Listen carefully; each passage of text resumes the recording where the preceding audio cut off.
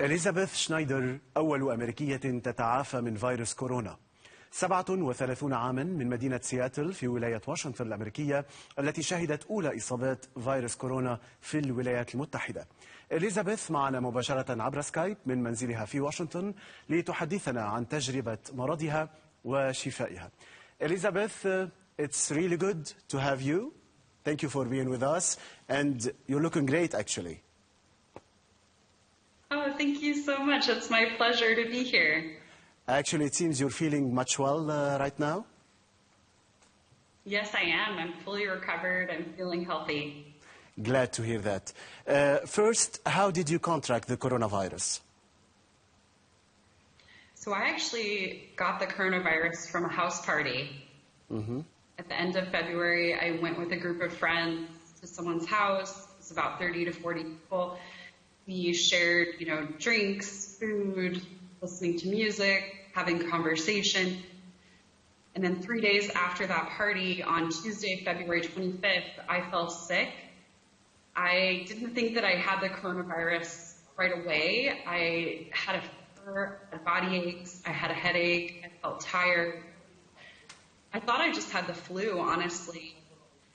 And it wasn't until a few days after that that I connected my illness to the party. And at that point, I found out through a post on Facebook that multiple people who attended the party also fell sick on the very same day, about 15 of us, and we all had exactly the same symptoms.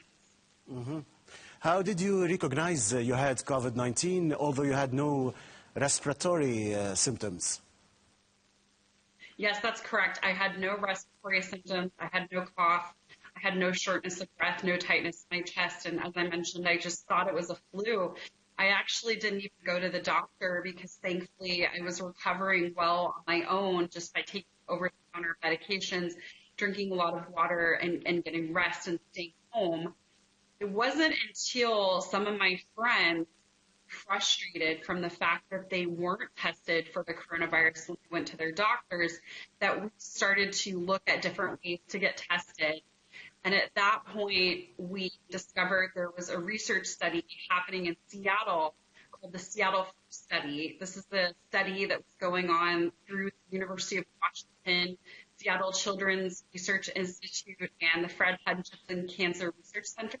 They were originally only testing different strains of flu to study transmission of flu in the community, but due to the outbreak of the coronavirus increasing at the time in the United States and in the Seattle area, they decided to test coronavirus as well. So we all signed up for it. It was an at-home nasal swab test kit. We were sent the nasal swab kit in the mail. We did the nasal swab kit. It was simple step-by-step instructions. We mailed it back to the university. That's how myself and 7 other people at the party got convinced that we had COVID-19. Okay. Fever of 103 degrees Fahrenheit, I mean like 39.4 Celsius. How did you manage it?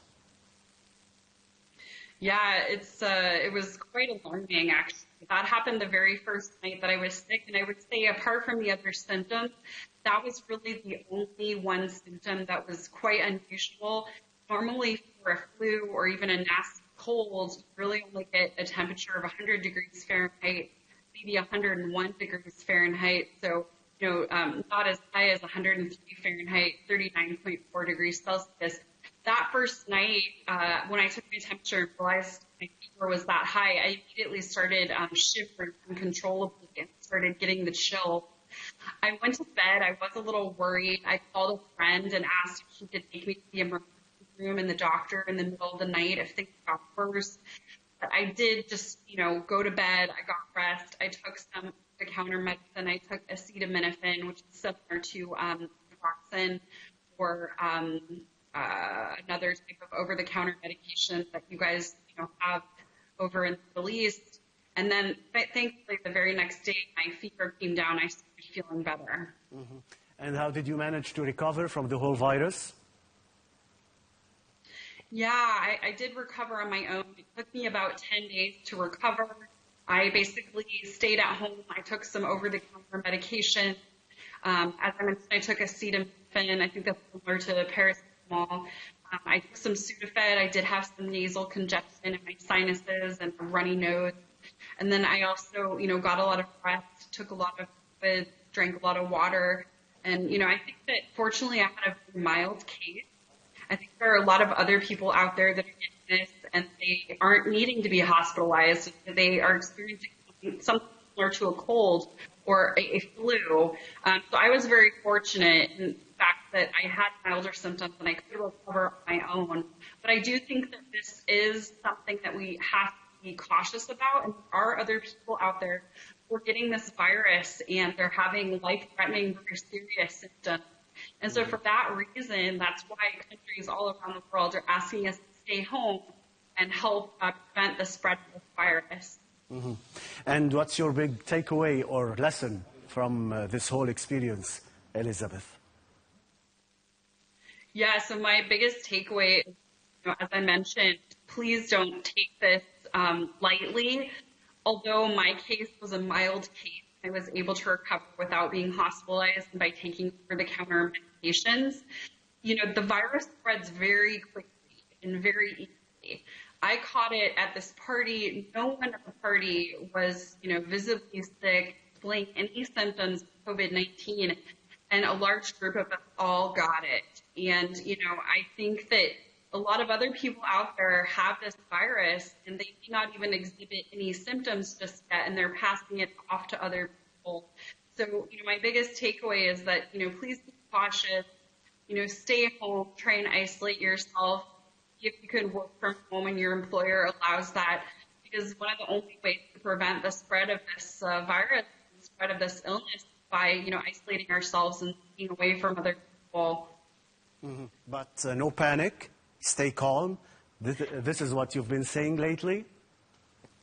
Yes, that's definitely true. I think that we definitely need to band together as a global community and sort of, take a breather and, not panic and, just, stay calm, and I am hopeful. I think the cases in some countries are decreasing. China, the original province, Wuhan, has up and people are allowed to, go outside their doors.